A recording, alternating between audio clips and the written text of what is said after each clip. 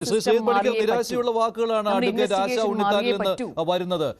തെളിവുകൾ ഹാജരാക്കുവാൻ കഴിഞ്ഞില്ല, അവിടെ പ്രോസിക്യൂഷന്റെ വീഴ്ചയുണ്ട്, അന്വേഷണത്തിലെ വീഴ്ചയുണ്ട് എന്ന് വെച്ച് ദിലീപ് ഈ കൃത്യം ചെയ്തിട്ടുണ്ട്, ഇതിന് കൂട്ടുനിന്നിട്ടുണ്ട്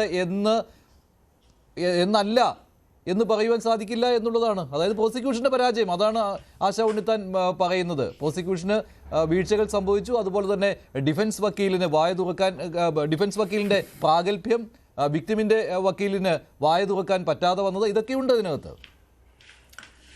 ശ്രീമാൻ ജോഷി, ഈ അഭിപ്രായങ്ങളെല്ലാം ഈ കേസിന്റെ വിധി വന്നതിന് ശേഷം നമ്മളിപ്പോൾ കേട്ടുകൊണ്ടിരിക്കുകയാണ്. പല ഘട്ടങ്ങളിൽ ശ്രീമതി ആശ ഉണ്ണിത്താനോടൊപ്പം തന്നെ ഈ വിഷയവുമായി ബന്ധപ്പെട്ടതിൻ്റെ മെറിറ്റിൽ ചർച്ചയ്ക്കിരുന്നിട്ടുള്ള ഒരാളാണ് ഞാൻ. അപ്പോൾ ആ ഘട്ടങ്ങളിലൊന്നും ഇങ്ങനെയുള്ള വാദഗതികൾ ശ്രീമതി ആശ പറഞ്ഞതായിട്ട് ഞാൻ ഓർക്കുന്നില്ല. എൻ്റെ ഓർമ്മ തെറ്റാണെങ്കിൽ എന്നോട് ക്ഷമിക്കുക, പക്ഷെ ഞാനത് ഓർക്കുന്നില്ല. ശ്രീമതി ടി.ബി. മിനിയോടൊപ്പം ചർച്ചകളിൽ പങ്കെടുത്ത ആളാണ് ഞാൻ. കേൾക്കൂ, ശ്രീമതി ടി.ബി. മിനി അവിടെ കേസിൽ ഹാജരായ ആളാണ്, അവരോടൊപ്പം ചർച്ചകളിൽ പങ്കെടുത്ത ആളാണ് ഞാൻ. വളരെ എലിമെൻ്ററി ആയിട്ടുള്ള ചില ചോദ്യങ്ങൾ ന്യൂസ് 18 ചർച്ചയിൽ തന്നെ ഞാൻ ശ്രീമതി ടി.ബി. മിനിയോട് ചോദിച്ചു. അതിൻ്റെ വീഡിയോ ഇപ്പോഴും യൂട്യൂബിൽ ലഭ്യമാണ്. അപ്പോൾ അതിൽ ഈ കേസുമായി ബന്ധപ്പെട്ട അതിൻ്റെ മെറിറ്റിനെ കുറിച്ച് എലിമെൻ്ററി ആയിട്ടുള്ള ചില ചോദ്യങ്ങൾ ചോദിക്കുന്ന സമയത്ത് ശ്രീമതി മിനിക്ക് ഒരു ചിരിയല്ലാതെ അതിന് മറുപടി ഉണ്ടായിരുന്നില്ല. അത് വളരെ വ്യക്തമായിട്ട് നമുക്ക് അതിൻ്റെ വീഡിയോ കാണാവുന്നതാണ്, അവിടെ ഉള്ളതാണ്. അപ്പോൾ ഏറ്റവും എലിമെൻ്ററി ആയിട്ടുള്ള കാര്യത്തിൽ പോലും ഡിഫെൻഡ് ചെയ്യുന്ന, അല്ലെങ്കിൽ സർക്കാരിൻ്റെ ഭാഗമായിട്ട് നിൽക്കുന്ന, പ്രോസിക്യൂഷൻ്റെ ഭാഗമായി നിൽക്കുന്ന ഒരു വക്കീലിന് കൃത്യമായിട്ടുള്ള മറുപടി പറയാനായിട്ടില്ല എങ്കിൽ അതൊരു പ്രശ്നമാണ്.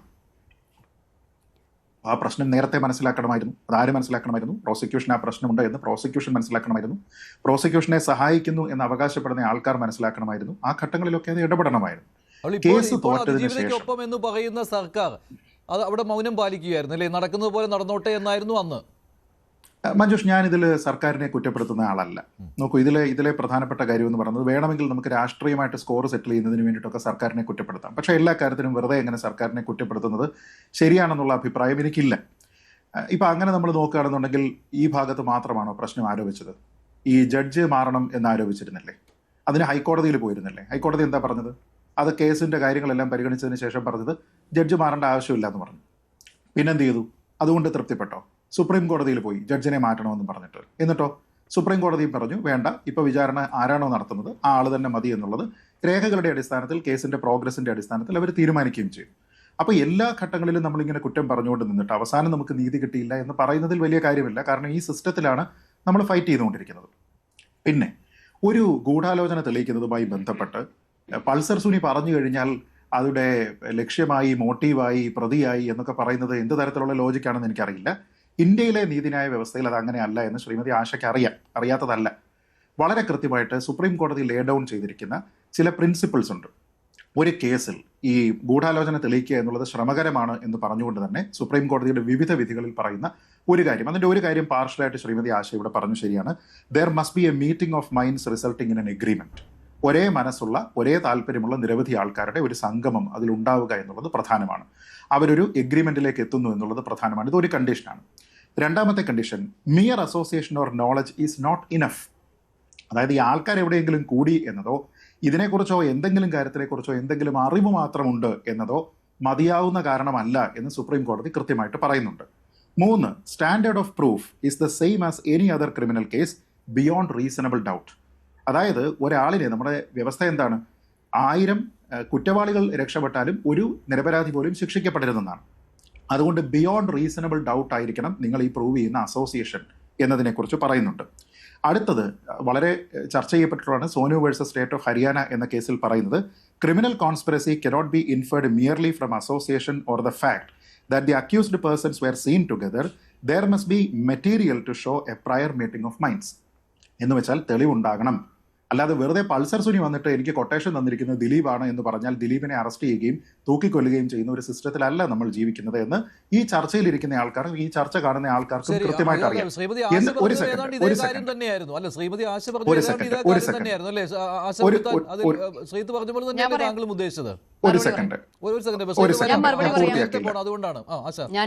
ശരി, പറഞ്ഞോളൂ. പൂർത്തിയാക്കൂ.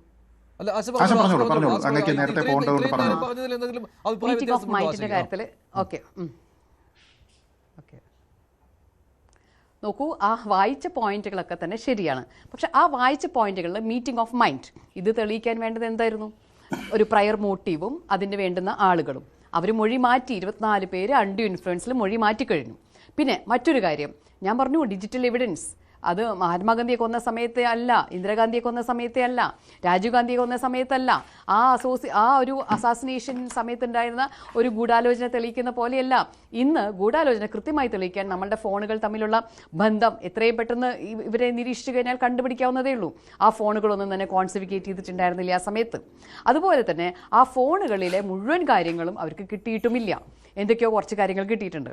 അത് ഇങ്ങനത്തെ ഒരുപാട് ഇഷ്യൂസ്, സായി ശങ്കർ അടക്കം അത് ഫോണുകളിൽ നിന്നും ചോർത്തിയെടുത്ത് കേട്ട കാര്യങ്ങൾ, പേഴ്സണലി നമ്മളോട് വന്ന് സംസാരിച്ച കാര്യങ്ങൾ പോലും സായി ശങ്കറിനെ വിശ്വസിക്കാമെങ്കിൽ, കാരണം ഇവർ ക്രിമിനലുകളെ വിശ്വസിക്കാൻ പാടില്ല. അപ്പോൾ സായി ശങ്കർ ഇപ്പോൾ ക്രിമിനലല്ല, അയാൾ സാക്ഷിയായിട്ട് വരാൻ തയ്യാറായ ഒരാളെന്നും. പക്ഷെ അയാൾ മറ്റേ രാമൻപിള്ള സാറിൻ്റെ കൂടെയാണ് വർക്ക് ചെയ്തിരുന്നത്.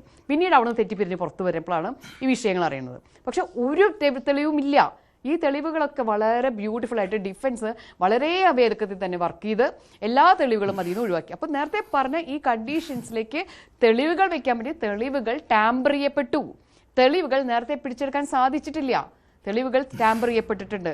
പല കാര്യങ്ങളും തെളിവുകൾ ടാമ്പർ ചെയ്യപ്പെട്ടിട്ടുണ്ട്. കേരള പോലീസിന്റെ ഒരു വലിയ വീഴ്ചയാണ്, സീരിയസ് ആയിട്ടുള്ള കാര്യങ്ങൾ വരുന്ന സമയത്തൊന്നും അവർക്ക് ആ രീതിയിലുള്ള ഒരു നല്ല സിസ്റ്റം ഉണ്ടാവുകയോ ആ രീതിയിൽ വർക്ക് ചെയ്യുകയോ ആ രീതിയിൽ അപ്പോഴേക്കും ഉദ്യോഗസ്ഥരെ മാറ്റുന്നു, ടെൻഷൻസ് ഉണ്ടാക്കുന്നു, മറ്റു പല പ്രശ്നങ്ങൾ, വേറെയും കേസുകൾ അന്വേഷിക്കാൻ കൊള്ളും. എവിടെയാണ് വ്യക്തമായി തന്നെ വിദേശ രാജ്യങ്ങളുള്ള പോലെ തന്നെ ഇവരെ സ്കോട്ട്ലൻഡിൽ അവിടേക്ക് അയച്ച് പഠിപ്പിച്ചിട്ടൊക്കെ ഉണ്ടല്ലോ. പക്ഷെ ആ രീതിയിൽ എങ്ങനെയാണ് പക്ഷേ ഒരു കൾപ്രിറ്റ് കുറ്റം ചെയ്യുന്ന സമയത്ത് ആ കൾപ്രിറ്റിൻ്റെ കുറ്റം ചെയ്തതിന് ശേഷമുള്ള ആൻറ്റിസിഡൻസ് പരിശോധിക്കാൻ വേണ്ടി അവരുടെ വീടുകളിൽ ജോലി ചെയ്യാൻ പിന്നീട് വരുന്ന ഇലക്ട്രീഷ്യൻ തൊട്ട് പ്ലംബർ തൊട്ടുള്ള ഫുൾ ആളുകൾ ഒരുപക്ഷെ പോലീസായിട്ട് പോലാണ് വിദേശ രാജ്യങ്ങളിൽ വർക്ക് ചെയ്ത് പല കേസുകളും തെളിയിച്ചിട്ടുള്ളത്. എൻ്റെ കേസുകളുടെ പേരുകൾ അടക്കമുണ്ട്. പക്ഷേ ഒരു സിസ്റ്റമില്ല. ഇദ്ദേഹം ഈ കാലഘട്ടം മികവാണല്ലോ, ആ ഇന്റർവ്യൂവിന്റെ മികവിന്റെ അടിസ്ഥാനത്തിലാണല്ലോ ദിലീപിനെ അറസ്റ്റ് ചെയ്തത് പോലും ശ്രീമതി ആശ ഉണ്ണിത്താൻ. അത് പ്രൈമ ഫേസെ കേസ് എന്ന് പറഞ്ഞു കഴിഞ്ഞ കാര്യമാണ്. പ്രൈമ ഫേസെ കേസ് ഉള്ളത് കൊണ്ടാണ് ഡിസ്ചാർജ് പെറ്റീഷൻ ഫയൽ ചെയ്തിട്ട് തള്ളിപ്പോയത്. സുപ്രീം കോടതി വരെ പോയിട്ടും അത് തള്ളിപ്പോയി. അതുപോലെ തന്നെ പ്രൈമ ഫേസെ കേസ് ഉള്ളത് കൊണ്ടാണ് അദ്ദേഹത്തിന്റെ FIR കോഷ് ചെയ്യാതിരുന്നത്. അപ്പൊ ഇത്തരം കാര്യങ്ങളിലൊക്കെ തന്നെ അദ്ദേഹം പ്രൈമ ഫേസെ അക്യൂസ്ഡ് ആണ്. അല്ലാണ്ട് വെറുതെ ഓരോരുത്തരെ പിടിച്ചു കൊണ്ടുവന്നിട്ട് കേരള പോലീസിന് ഇടാൻ സാധിക്കില്ല. അതും ഈ രാമൻപിള്ള സാറിനെയും അതിനപ്പുറത്തെ സാറുമാരെയും വെച്ച് സുപ്രീം കോടതി വരെ പോയി FIR ഇല്ലാണ്ടാക്കാൻ നോക്കിയ ആൾക്കാരാണ്. അപ്പൊ അവിടെയൊക്കെ തള്ളിപ്പോയി. Appreciation of evidence is entirely different. ഞാൻ പറഞ്ഞല്ലോ, റേപ്പ് കേസിലെ എങ്ങനെയാണോ സാക്ഷികളുടെ മൊഴികൾ എടുത്തുകൊണ്ട് മൊത്തം എവിഡൻസ് എടുത്തുകൊണ്ട് ചെയ്യുന്നത് എന്ന് വെച്ചാൽ നമ്മുടെ നീതിന്യായ സിസ്റ്റത്തിൽ വളരെ ഡിഫറെൻ്റ് ആണ്. റേപ്പ് കേസിലും സ്ത്രീധന മരണ കേസുകളിലും നമ്മുടെ ബേർഡൻ ഓഫ് പ്രൂഫ് വ്യത്യാസമായിട്ട് വർക്ക് ചെയ്യുന്നത്. ബാക്കി എല്ലാ കേസിലും കൂട്ടിൽ കയറി നിൽക്കുന്ന ആൾ ടോട്ടലി ഇന്നസെൻ്റ് ആണ്. ബിയോണ്ട് റീസണബിൾ ഡൗട്ട് നമ്മൾ തെളിയിച്ച് കൊടുക്കണം അയാൾ കുറ്റവാളിയാണെന്ന്.